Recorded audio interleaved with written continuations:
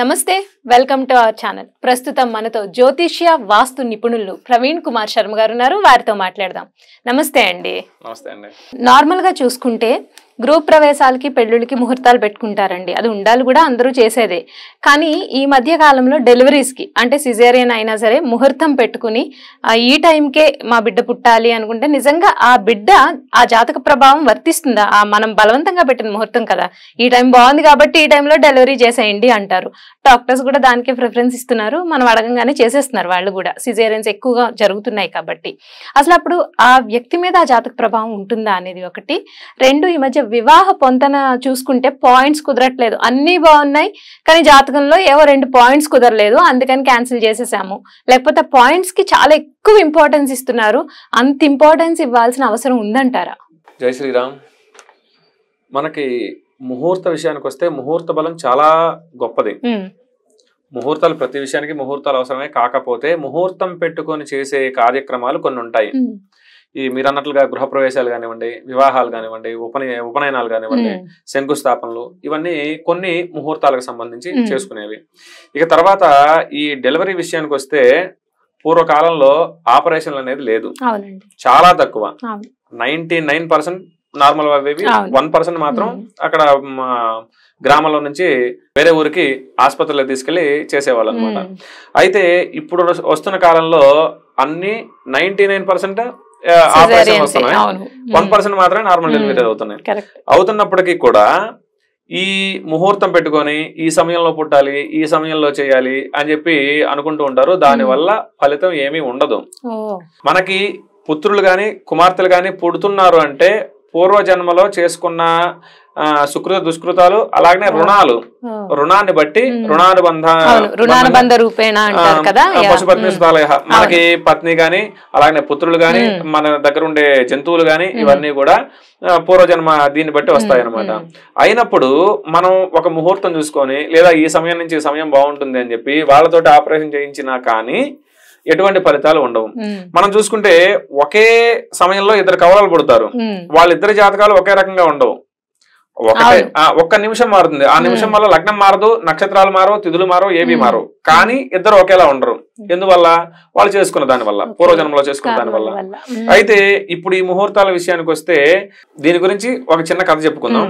పూర్వం రావణాసురుడు ఇంద్రజిత్తు పుట్టక ముందు, ఇంద్రజిత్తు తోటి ఈ మండోదరి కడుపులో ఇంద్రజిత్తు ఉన్నాడు. ఈ సమయంలో నా కొడుకు గొప్ప జాతకుడై పుట్టాలి అని చెప్పేసి రావణాసురుడు దేవతలందరినీ జయించిన వాడు, దేవతలందరినీ ఆధీనంలో పెట్టుకున్నవాడు. ఇప్పుడు సూర్యచంద్రులు ఉన్నారు, సూర్యచంద్రుల్ని, అష్టదిక్పాలకుల్ని, నవగ్రహాలని అందరినీ ఆయన చేతిలో పెట్టుకున్నారు. ఇప్పుడు సూర్యుడు ఇప్పుడు ఉదయిస్తున్నాడు అనుకోండి, నువ్వు ఆగిపో, ఇప్పుడు ఉదయించుకుంటే ఆగిపోతాడు సూర్యుడు, ఆగిపోవాల్సిందే. చంద్రుడు అయినా అంతే, అష్టదిక్పాలకులు, నవగ్రహాలు మొత్తం కూడా ఆయన చేతిలో ఉంటాయి. అంటే ఆయన ఎలా చెప్తే అలా నడుచుకునే విధంగా అంత తపస్సు చేశాడు ఆయన, శివుడు గురించి తపశక్తి గలవాడు. అటువంటి రావణాసురుడు ఇంద్రజిత్తు పుట్టే సమయం వచ్చింది. ఆ సమయానికి నవగ్రహాలందరినీ పిలిచాడు, నవగ్రహాలందరినీ స్వక్షేత్రంలో ఎవరి క్షేత్రంలో వాళ్ళు ఉండేలా చేశాడు. అందరూ ఉచ్చ స్థానంలో ఉండేటట్లుగా, ఎటువంటి లోపం లేకుండా పుట్టేటట్టుగా ఆయన అందరినీ నవగ్రహాలన్నింటినీ ప్రిపేర్ చేసుకున్నాడు, వాళ్ళ స్థానాల్లో ఉంచాడు. అక్కడ ఇంద్రజిత్తు పుట్టే సమయం అయింది. ఇక నవగ్రహాలన్నీ ఒక ప్రదేశంలో ఉన్నాయి. అక్కడ ఇంద్రజిత్తు పుడుతున్నాడు. పుట్టే సమయానికి శనిదేవుడు వచ్చేసి పక్కకి వెళ్ళాడు, పక్కదానికి వచ్చేసాడు, పక్క స్థానంలోకి. అప్పుడు శనిదేవుడు నీచిపడ్డాడు. అప్పుడు రావణాసుడు కోపం వచ్చి గద తీసుకొని ఆయన కాలు మీద కొడతాడు, శనేశ్వరుడు కాలు మీద. అప్పుడు కుంటివాడైపోతాడు అని కొన్ని పురాణాల్లో ఉన్నాయి. అప్పటి నుంచి శనైహి అంటే నిదానంగా, మందైహి అన్న నిదానంగా, అంటే మందంగా నడిచేవాడు, నిదానంగా నడిచేవాడు. ఇప్పుడు కాలు సరిగా లేదు కాబట్టి నిదానంగా నడుస్తాడు. అప్పటి నుంచి అదైంది. అంటే ఎంత జాతకం చూసుకొని, ఎంత పెద్ద పండితులతోటి ముహూర్తాలు పెట్టించుకొని ఆ సమయంలో నువ్వు సిజేరియన్ చేయించినా, ఆపరేషన్ చేయించినా అక్కడ వాడికి ఏది జరగాలో అదే జరుగుతుంది. ఇప్పుడు మా పిల్లలు ఉన్నారు, నాకు 2 అబ్బాయిలు, ఇద్దరిది నార్మల్ డెలివరీ. ఇద్దరికి జాతకాలు చూడలేదు. ఒకటి శ్రవణ నక్షత్రంలో, వెంకటేశ్వర నక్షత్రంలో పుట్టాడు. రెండో వాడు రోహిణి నక్షత్రంలో పుట్టాడు, కృష్ణుడు నక్షత్రం. అది పెద్ద శాంతి నక్షత్రం. రోహిణి నక్షత్రం మంచిది కాదు. అయినప్పటికీ కూడా అమావాస్య రోజు పుట్టాడు అందులో చిన్నవాడు.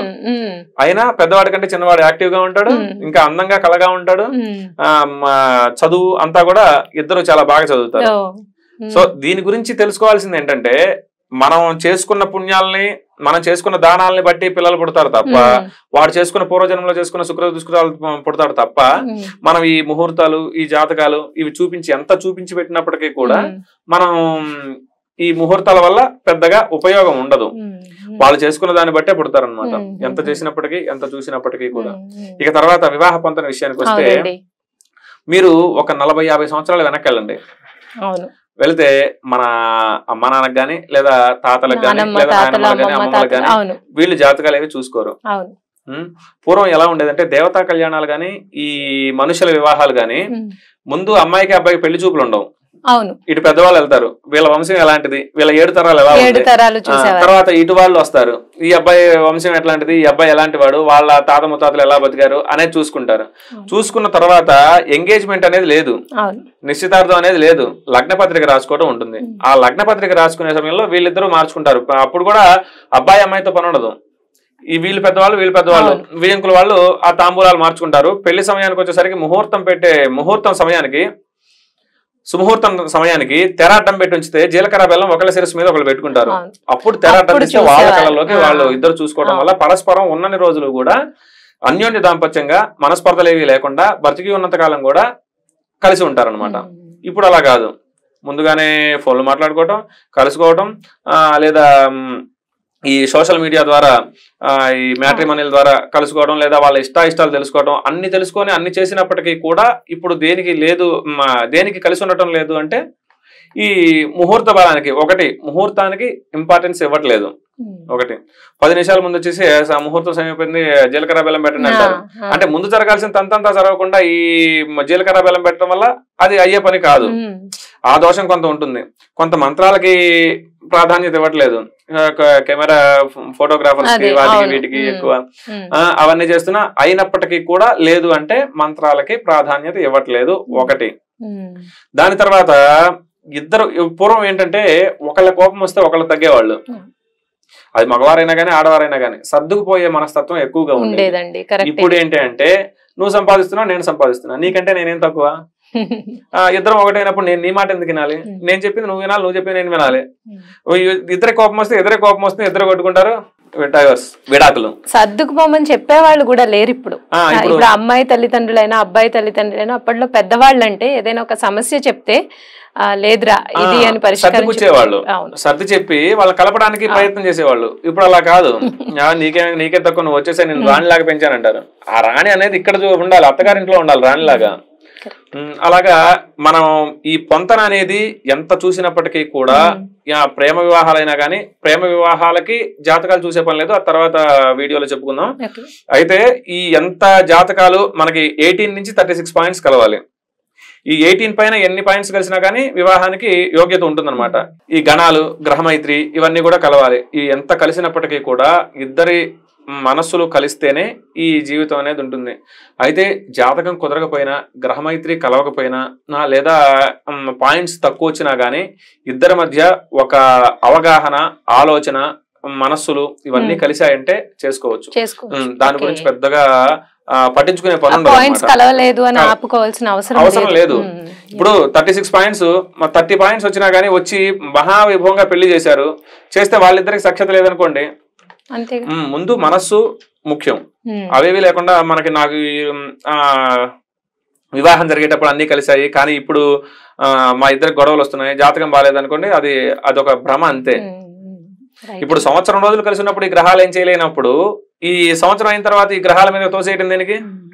అదే దానివల్ల ఈ ముహూర్తం పుట్టడానికి గానీ లేదా ఈ వివాహాలకు సంబంధించి గానీ ముహూర్తాలు పెట్టుకోవడం గానీ టైం చూసుకోవడం గానీ పెద్దగా పట్టించుకునే పని లేదు. పుట్టడానికైతే అసలు పట్టించుకునే పని లేదు. ఈ జాతకాలకి కొంత కలిస్తే సరిపోతుంది అనమాట. ఈ వధూవరులిద్దరికి జాతకం గురించి కొంత వీళ్ళ ఇద్దరి నడవడికను బట్టే ఈ జీవితం అనేది ఉంటుంది. రైట్ అండి, థ్యాంక్ యూ.